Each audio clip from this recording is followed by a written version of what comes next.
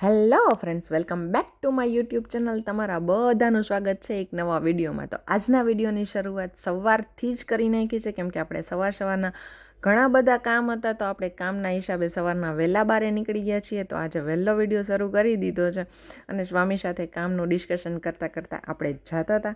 અને તાતો રસ્તામાં વેદ છે ને, એને એનું કામ મળી જાય ને તો પહેલાં એનું કામ આપણે કરી દઈએ. જેમ કે કબૂતરને ચણ નાખવાનું, તો વેદને છે ને આવું બધું બહુ ગમે.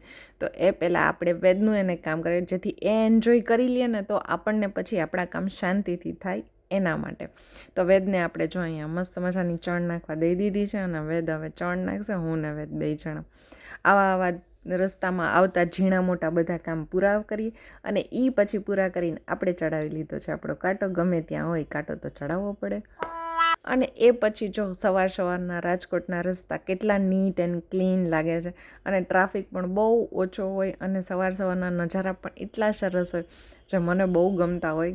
વાવ! સવારના ઘણા બધા કામ હતા, પણ એમાંનું એકાદા બે કામ થશે નહીં થાય કાંઈ હજી બહુ આઈડિયા નહોતો. પણ બસ હું તમને સવારના બધા રસ્તાના વ્યૂ બતાવીશ કે આટલા બધા રસ્તે આપણે કામ બામ પતાવી અને પછી ઘરે આવી ગયા. ઘરે આવીને પણ આપણે તો ઓલવેઝ કામ જ હોય, એટલે ઘરે આવીને આપણે થોડું ઘણું આપણું કામ હતું એ પતાવી અને પછી પાછા આપણે થોડી ઘણી રેસ્ટ કર્યો અને બસ પછી તો આપણે જો આવી ગયા છીએ અહીંયા બારે. સાંજે તૈયાર થઈ અને પાછા બારે આવી ગયા ને તો રસ્તામાં આપણને એટલું સરસ મજાનું જો આ દ્રશ્ય બતાતું હતું.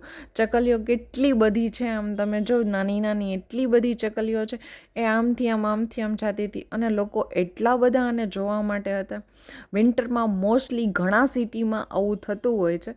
તમે કયા સિટીથી મારો વિડીયો જોવો છો અને તમારા સિટીમાં આવું થાય છે કે નહીં એ મને કોમેન્ટ કરીને કહેજો.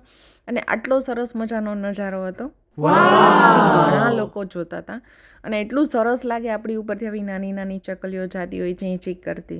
તો એ વ્યૂ બહુ સારો હતો, તો એ કર્યો અને બસ પછી તો અહીંયાથી જોઈ અને આપણે આવી ગયા હતા. વેદને આવું હતું મોલમાં, એટલે આપણે મોલમાં આવી ગયા અને બસ થોડું ઘણું વેદે એન્જોય કર્યું. અને એ પછી તો બસ થોડો ઘણો મેં ને વેદે નાસ્તો કરી લીધો છે અને એ નાસ્તો કરીને પછી આપણે ઠંડીમાં પાછા ઘરે આવી ગયા છીએ. અને બસ જો હવે પાછા ઘરે આવતા હતા ને તો વેદ રસ્તામાં એવું કે મને છે ને બાઇક ઉપર છે ને ઊંધું બેસવું છે. કોના છોકરાઓ આવા બાઇક ઉપર ઊંધા બેસતા હોય છે એ મને જરાક કોમેન્ટ કરીને કહેજો. અને કોને આવું ગમતું હોય તો જો વેદ આવો ઊંધો બેઠો છે. અને વિડીયોનો આપણે અહીંયા જ એન્ડ કરીએ છીએ. તો મળીએ નેક્સ્ટ વિડીયોમાં. ત્યાં સુધી બધાને આવજો, બાય.